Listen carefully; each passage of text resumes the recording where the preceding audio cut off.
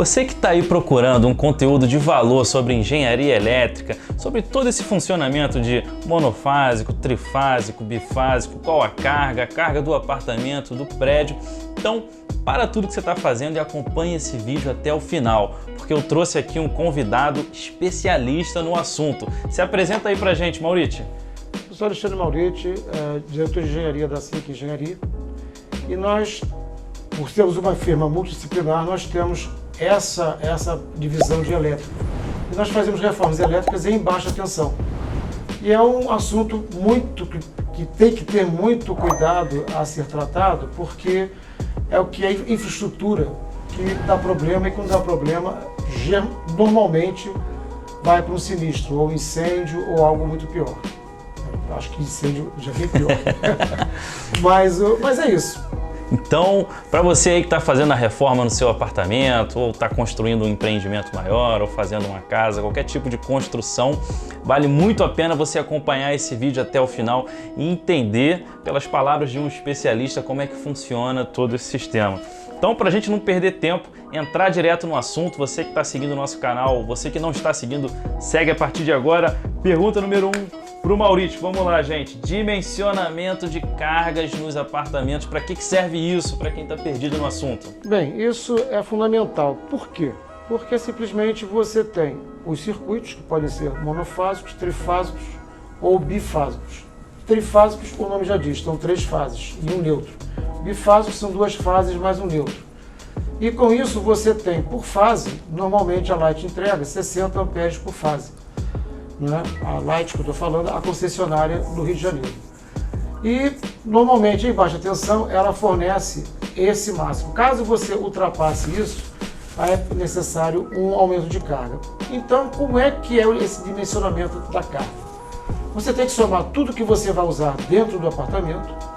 Né? Então, se, por exemplo, se é um apartamento de 200 metros quadrados, você tem vários ar-condicionados, split, micro-ondas, de repente você tem forno elétrico, você tem geladeiras, side by side, você tem um freezer. Ou seja, quanto maior o apartamento, mais elétrica você tem, mais equipamentos elétricos você tem e, consequentemente, a carga é maior.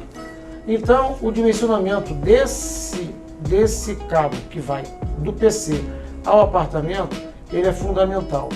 Porque, por muitas vezes, por exemplo, nós fomos visitar um cliente na Ilha do Governador, onde ele estava com um consumo altíssimo, dentro de uma carga pequena. Mas quando nós fomos ver, a distância do relógio à carga era muito distante e o cabo estava mal dimensionado.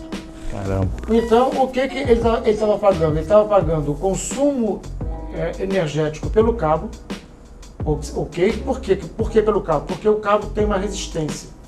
Ou seja, para a corrente elétrica passar por um condutor, aquele condutor ele tem que ser bem dimensionado para você não ter uma perda pela resistência ôhmica dele.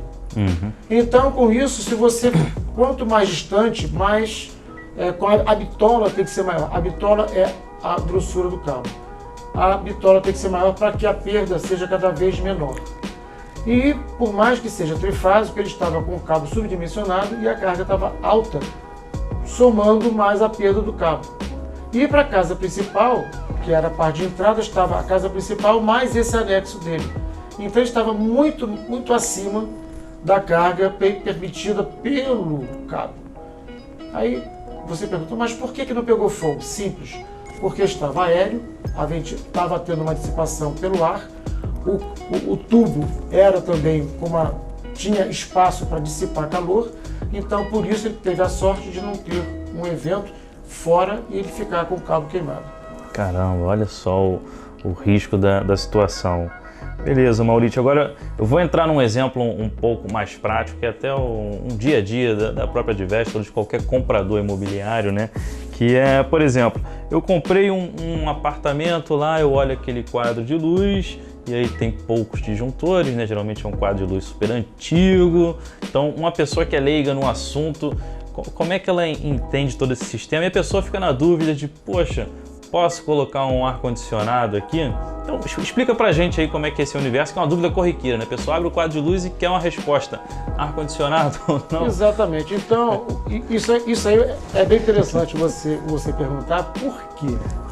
Não é? Porque o Rio de Janeiro é uma cidade antiga, né? Ela completou 456 anos. Parabéns ao Rio de Janeiro, cidade maravilhosa, cheia de encantos mil. Porém, as edificações são bem antigas. São construções sólidas, porém, ainda existem apartamentos. Nós pegamos um apartamento na Atlântica, ok? Da década, está fazendo 70, 80 anos de construção, que algumas edificações, que algumas unidades tinham ainda fio de pano. Caramba. Então, fio de pano era da década de 30. O que é fio de pano? Né? O dielétrico, você tem o condutor metálico e você tem um dielétrico. Na época, na década de 30, não tinha a química de você fazer um dielétrico, que é o isolante do condutor, em plástico que não propagasse chama e não derretesse. E aí criaram um pano com uma resina. Então vamos lá. Aí você vê um quadro bonitinho, com disjuntores modernos, sem ser os disjuntores antigos, aqueles pretos feios para chuchu, né? E aí você vê aquele bonitinho, mas você vê 3 disjuntores. Já tem um erro aí. Primeiro, se são 3 disjuntores mono, só uma fase, é porque a subida é monofásica. Se você tem uma subida trifásica e você tem 4 disjuntores, isso quer dizer que ele não criou circuitos. E esses circuitos, eles são proporcionais ao que você vai alimentar. Então é sempre de altíssimo valia você criar o quê? Circuitos independentes para cada tipo de carga. Só uma questãozinha que me veio aqui na mente, que eu acho que até vale para o pessoal entender melhor. Então, cada disjuntor é um circuito distribuído. Então, o disjuntor está aqui, ele vai distribuir o circuito para todo esse ambiente, essa tomada, aquela luz aqui, tudo. Então, por exemplo, estamos aqui no estúdio. Então, você tem um circuito onde é ligado, onde tem tomadas e iluminação. Mas aí tem um ar-condicionado e tem um split. Um ar-condicionado de parede e tem um split. Essas cargas, cada uma tem que ter uma proteção. Por que tem que ter a proteção? Porque caso ele tenha um problema de um curto-circuito e ele tenha uma sobrecarga, ele vai desarmar e todo mundo vai ficar às escuras. Não é? Então, é fundamental que toda a instalação em baixa tensão dentro de uma residência, ela seja totalmente segmentada, ou seja, cozinha, circuito da cozinha, tem o quê? Tem as tomadas de cima da pia, que são circuitos molhados, onde você tem que botar um protetor, um DR, né, para caso você leve um choque, você não fique preso, você morra eletrocutado. Você tem um ferro de passar, que é uma corrente alta que ele consome. Você tem que ter um circuito para ele, geladeira, freezer, micro-ondas principalmente, chuveiro elétrico, geralmente no quarto do empregado, nas dependências do empregado, você tem um chuveiro elétrico e por aí vai. E para dentro da parte íntima da casa, da parte social da casa, você tem o banheiro. As mulheres geralmente secam os cabelos com secador. Precisa ter uma tomada que aguente a corrente do secador. Aí você pergunta, então quer dizer que eu vou proteger o equipamento? Eu falei, não, você vai proteger o cabo. Vou proteger o cabo? Por que eu vou proteger o cabo?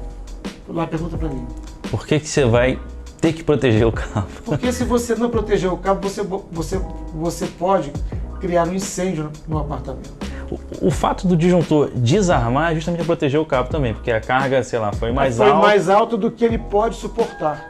E se ele não desarmar, ele for tentar proteger o equipamento, ele vai queimar e vai juntar fase neutra e vai ter um curto e aí a coisa fica pior.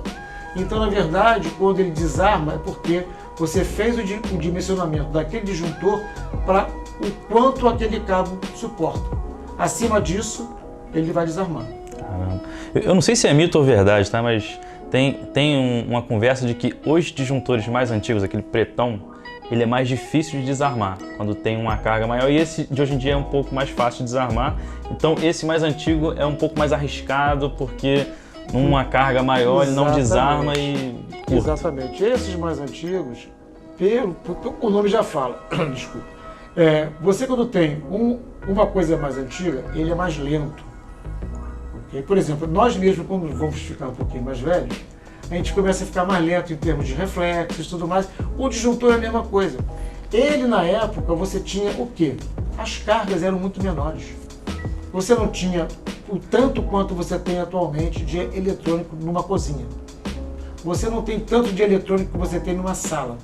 No quarto do seu filho, você tem videogame, ar-condicionado, isso. Aí, se você for morar num lugar que é muito frio, você tem um aquecedor que puxa uma corrente que ele é puramente resistível. Então, são essas coisas todas que o mundo moderno começou. Aí você tem equipamentos que tem a classe A de consumo, sim, mas se você somar vários classe A, você tem um consumo elevado. Elevado, sim, verdade. Então, mas a minha geladeira consome pouco. Tá bom, você tem quantas geladeiras? Eu tenho 4. Mas num circuito só? Porque é circuito de geladeira. Eu falei, não pode. Porque se uma entrar em curto e desarmar aquele disjuntor, são 4 geladeiras ruins. Então, para cada geladeira tem que ter um circuito, para cada micro-ondas tem que ter um circuito. Ferro de passar, máquina de lavar, triturador, coifa. Ou seja, antigamente não tinha, era só um exaustor de parede que era o ventilador sugando o ar, era aquela lambança toda de gordura. Um exemplo é até a sala que a gente está aqui agora, 1, 2, 3, 4. Né? Se fosse algo antigo, seria uma luz no meio. Exatamente, aqui, seria uma luz de croica com um consumo muito maior que essa aqui de LED.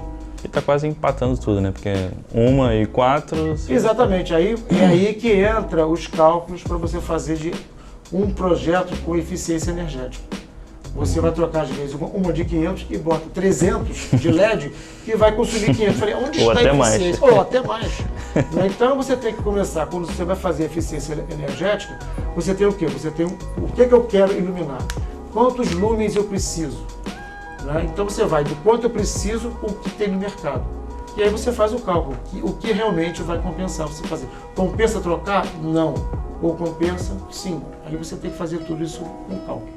Caramba, bem interessante aí, né, gente? Tem que saber calcular o circuito, que o circuito vai distribuir no ambiente, e aí é o disjuntor. Então tem muito mais coisas além de só olhar um quadro de luz para ver se está novo ou está velho. Então, uma coisa que sempre tem que ser visto.